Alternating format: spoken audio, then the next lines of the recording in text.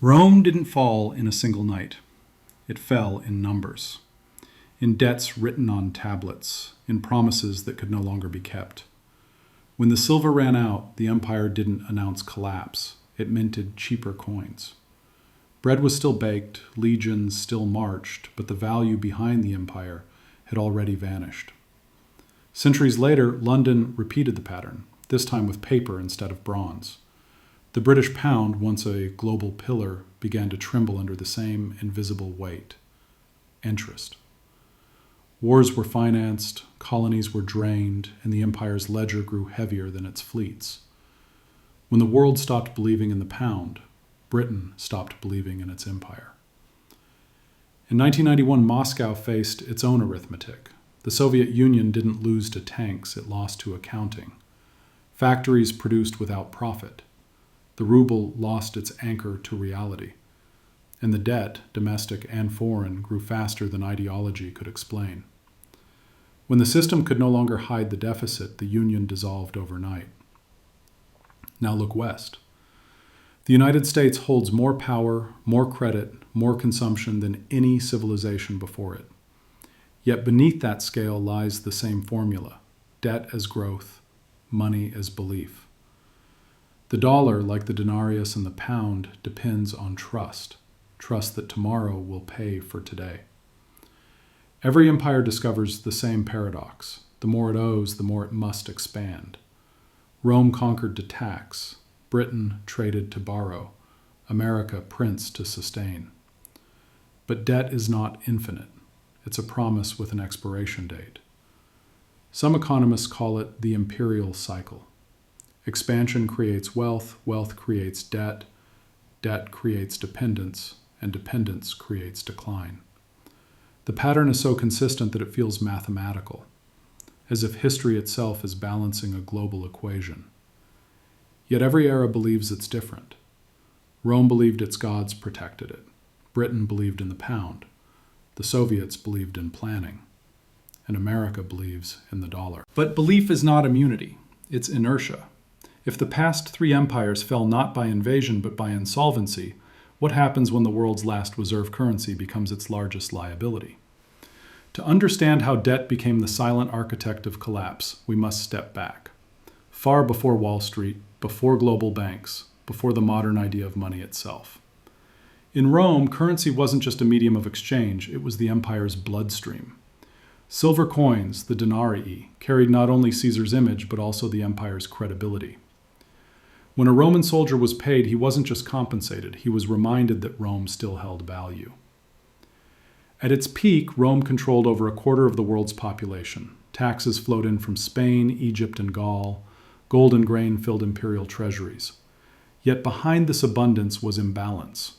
Conquests required armies, armies required pay, and pay required metal. But silver mines in Iberia began to dry up, while military campaigns demanded more and more coin. The solution was simple and deadly. The state diluted its currency, mixing cheaper metals with silver. The coins looked the same, but their weight of truth had changed. Inflation followed silently, long before the word existed. Prices rose, trust fell. The government imposed price controls, punished merchants, and even executed hoarders. But no decree could reverse the arithmetic. By the 3rd century, a denarius contained less than 5% of its original silver. Rome's problem wasn't moral, it was mechanical. It had turned metal into illusion. Centuries later, the British Empire inherited Rome's logic but replaced silver with signatures. The Bank of England, founded in 1694, was built on a simple promise: paper could stand for gold. For 2 centuries it worked. The empire financed wars, built railways, and controlled trade routes with notes backed by gold reserves.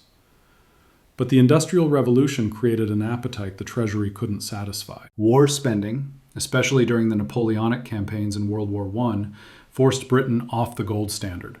The pound remained powerful, but it was no longer anchored. Debt became its new foundation.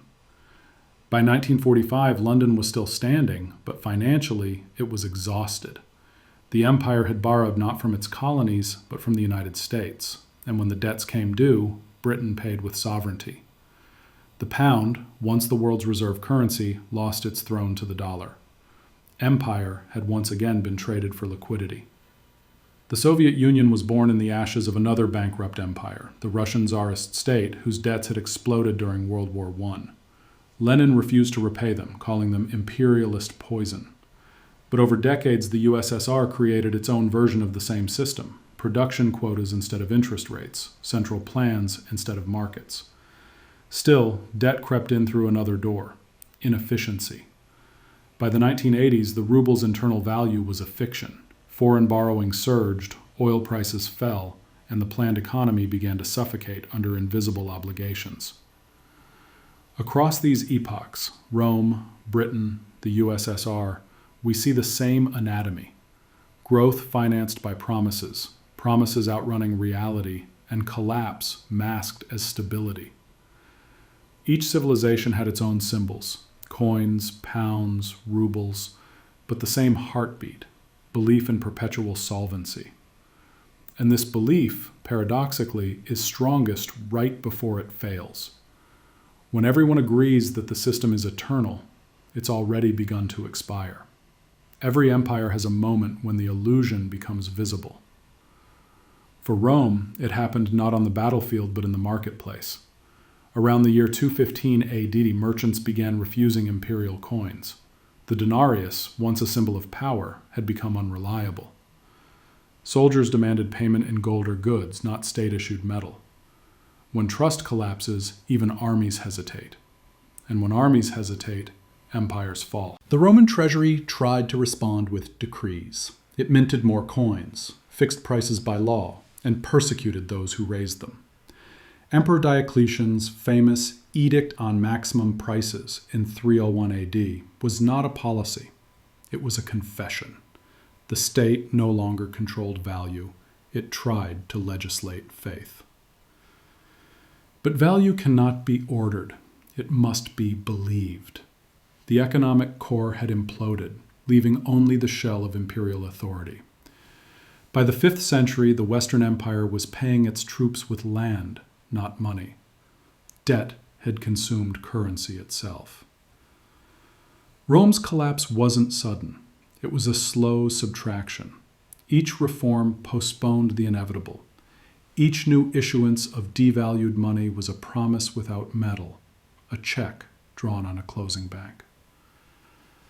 Britain's equivalent moment came in 1947.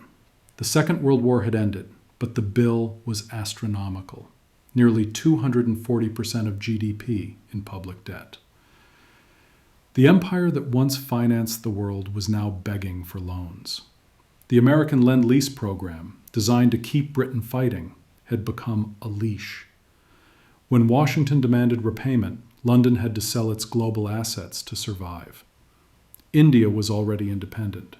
The empire's colonies, once sources of capital, turned into creditors demanding equality. The map was still colored in red, but the balance sheet was already gray. The symbolic breaking point arrived in 1956, the Suez Crisis. Militarily minor, economically catastrophic. Britain, alongside France, tried to retake the Suez Canal from Egypt. The United States opposed the operation and threatened to dump British bonds if they continued. Within days, the pound plunged. London retreated. For the first time, the empire discovered that it no longer controlled its own currency. That was the true defeat.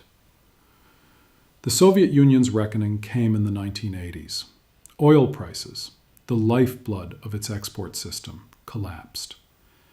In 1985, a barrel cost under $30. By 1986, it was below $12. The USSR's hard currency income vanished. Yet state spending continued to rise. Military budgets, subsidies to satellite states, social guarantees. The numbers no longer matched. The government began borrowing from Western banks. Each loan bought time, but sold control. By 1989, even within the Politburo, whispers of insolvency grew louder. The ruble was worthless outside its borders, and inside, barely trusted. Debt had crossed ideology, capitalism, socialism, empire.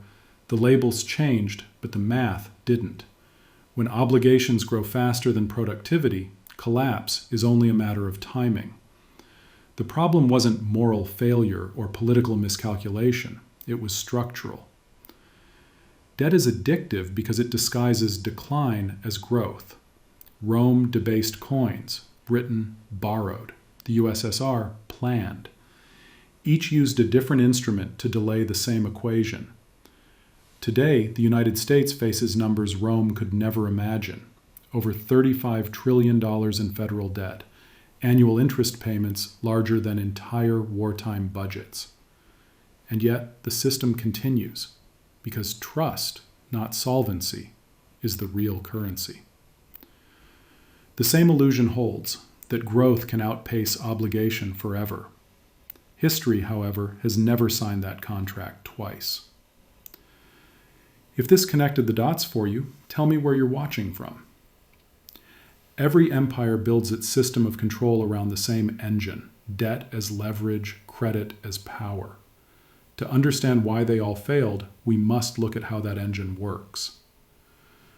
Rome's economy was based on conquest. Each new territory brought gold, slaves, and taxes. Expansion wasn't only political, it was financial. The state borrowed from the future by assuming every victory would pay for the last one. The legions became investment vehicles. But conquests eventually reached their limit. The frontiers hardened and the inflow of wealth stopped. Expenses, however, did not. The empire tried to extract more from within, higher taxes, forced labor, confiscations. The result was predictable. Citizens hid their wealth, trade contracted, productivity fell. Debt had devoured its own fuel. In Britain, the engine was more sophisticated. The Bank of England issued notes backed by public debt, government bonds purchased by investors. Those bonds financed wars, infrastructure, and the empire's global presence. Money was created through obligation. Each pound printed was mirrored by a pound owed. As long as the world accepted the pound, the illusion of infinite credit persisted. But when trust declined, the mechanism reversed. Investors demanded gold redemption, and gold reserves evaporated. The system's brilliance became its vulnerability. It relied on universal confidence. The Soviet mechanism was different in form, but identical in logic. Instead of bonds, it used production quotas. Instead of investors, it had ministries. The state borrowed not money, but labor, the time and energy of millions. Factories produced tanks when the economy needed tractors. The surplus of steel masked the deficit of value.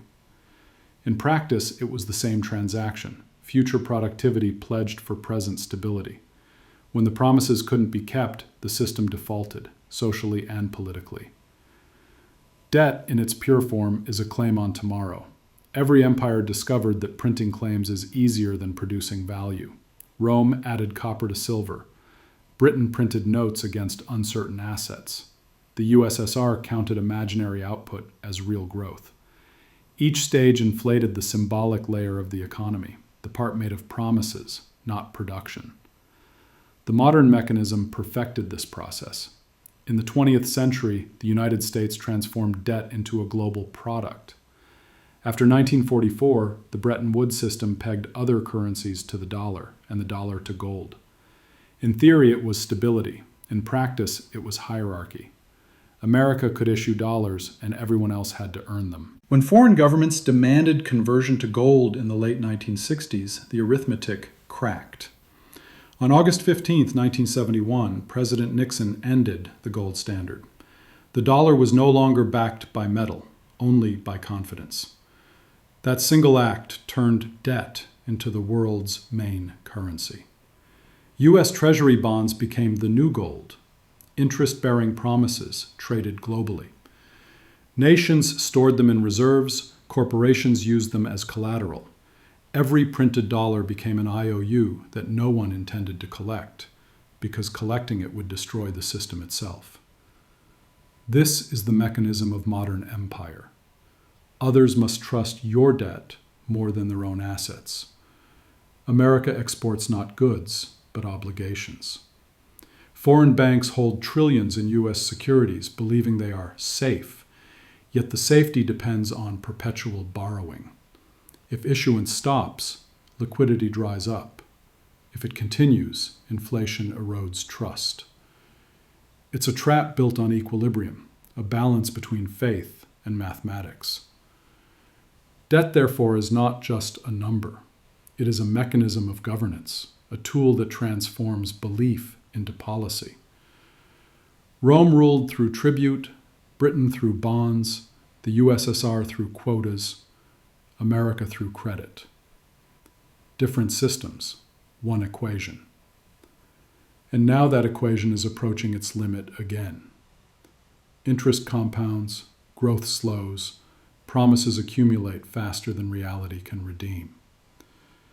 The same engine that once powered expansion begins to overheat. History's pattern is mechanical, not mystical. When the promise exceeds the product, collapse becomes arithmetic. Collapse rarely looks like collapse. It looks like confusion, bureaucracy, and slogans trying to fill the silence left by value. Rome's disintegration unfolded through paperwork, new taxes, decrees, coin reforms. Citizens saw change, not decay. But within a century, cities emptied, trade routes broke, and literacy declined. The empire's bureaucracy kept writing laws for a state that no longer existed. Economically, it was a blackout in slow motion. The first to pay were the soldiers. Their pay was reduced, then delayed, then replaced by land. Inflation turned salaries into symbols. Peasants abandoned markets because barter worked better than money. Debt records were burned during uprisings. A civilization built on calculation returned to subsistence. The Roman world didn't end with war. It dissolved in accounting. Britain's reckoning was quieter, more procedural. The empire survived the Second World War but couldn't survive its bill. The pound lost 2/3 of its value between 1947 and 1949. Colonial possessions, once profitable, became expenses. The 1950s were an era of national pride masking economic exhaustion. British citizens still received pensions, the BBC still broadcast authority, but the empire's center of gravity had shifted. By the 1970s, the pound was no longer a reference point. Oil crises exposed the fragility of fiat money. Britain turned to the International Monetary Fund for a bailout, the same institution it once helped to found. The country that had invented modern finance became its debtor. Prestige faded into nostalgia. The flag lowered slowly but permanently. The Soviet Union's consequences came faster, though built over decades. The 1980s debt spiral ended in insolvency. Shelves emptied. Industrial output collapsed by 40% between 1990 and 1993. Savings evaporated as the ruble disintegrated. Millions lost pensions, security, and identity. The map changed overnight, but the math had been ready for years. When the state defaulted on its promises, ideology went with it. The real collapse was psychological, a society discovering that numbers it trusted were fiction. Debt doesn't destroy with explosions, it corrodes. It eats credibility, then stability, then meaning. Every currency is a story about trust. When the story breaks, people stop playing their roles. Rome's citizens stopped paying taxes. Britain's partners stopped holding pounds. Soviet workers stopped believing in quotas. Each withdrawal of faith was an invisible bank run on the system itself. And yet, in every aftermath, a new order rose, leaner, more technical, more centralized. From Rome's ruins emerged feudal contracts, promises backed by land. From Britain's empire rose American hegemony, promises backed by dollars. From the Soviet collapse came oligarchic capitalism, promises backed by resources. Each was an attempt to rebuild trust in a new form. The cost was always borne by the same class, ordinary citizens. They paid through devaluation, unemployment, austerity. The system resets, but never forgives. Because debt, once created, demands payment, if not in money, then in history. When a civilization reaches the stage where interest payments exceed investment, decline becomes irreversible. Rome crossed it in the 3rd century, Britain in the mid-20th, the USSR in the late 1980s. The United States, some argue, has already crossed it. The final stage isn't collapse, it's normalization. People accept decline as progress, inflation as growth, debt as wealth. That is the most expensive illusion of all. Then it was silver, later gold, then bonds. Now it's code. Yet the mechanism hasn't changed. The United States became the world's creditor after 1945, but by the early 21st century, it had quietly turned into the world's largest debtor. The numbers no longer resemble economics, they resemble geology. $35 trillion of federal debt, trillions more in private and corporate obligations. The interest on that debt now consumes more money each year than the defense budget. America is paying to stand still. The logic, however, is ancient. Rome taxed its provinces to sustain the capital. America taxes the future to sustain the present.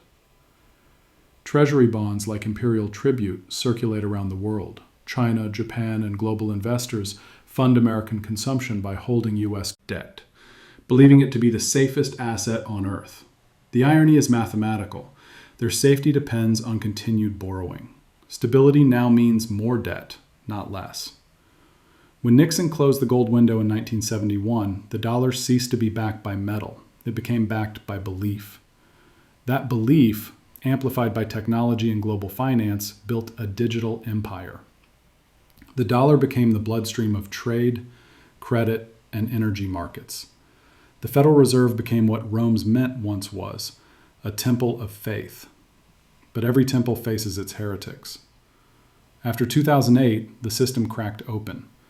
To save itself, the U.S. created trillions of dollars, electronically, without printing presses. Quantitative easing, they called it, a polite phrase for controlled debasement. In essence, the same act that ruined the denarius. More units, less value.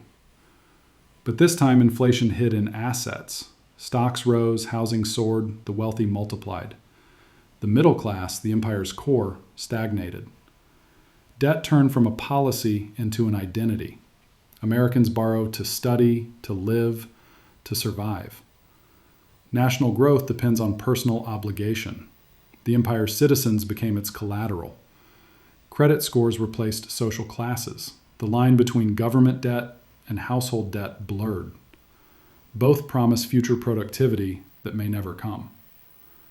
And beyond America, the pattern repeats under new names. The European Union struggles with sovereign debt. China funds its boom with local government financing vehicles. Developing nations drown in infrastructure loans. Each is a variant of the same formula: expansion by obligation. Some historians call this the debt trap of modernity.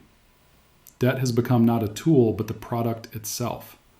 Money no longer measures value, it measures expectation. GDP rises even when real production stagnates, because credit fills the gap. It's the illusion of infinite demand in a finite world. And then comes the quiet shift, the same one that doomed the empires before. When trust in the issuer fades, the debt pyramid tilts. Foreign investors diversify out of dollars. Central banks buy gold. Digital assets rise, not because they're stable, but because belief migrates. The monetary center starts to move, invisibly, but decisively. We've seen this film before. Rome lost its silver, Britain lost its pound, the USSR lost its ruble. Each thought it was different. Each had scholars explaining why collapse was impossible, and each discovered that arithmetic doesn't negotiate. The global system today is not collapsing, it's consolidating. The signs are quiet: rising deficits, falling real wages, political polarization. Empires rarely announce their end. They manage it. They call it soft landing, restructuring, transition. But the math underneath remains merciless. And now in the 21st century, the currency of empire is no longer metal or paper. It's attention. Power flows not from mints, but from screens. Yet the law of debt still governs it all. When too much is promised, reality collects. History doesn't repeat, it updates its interface. Every empire leaves behind two ruins, one of stone, one of logic. The first is visible, walls, monuments, maps. The second is invisible, the idea that debt can be managed forever. Rome fell when its coins stopped meaning anything. Britain fell when its promises outnumbered its ships.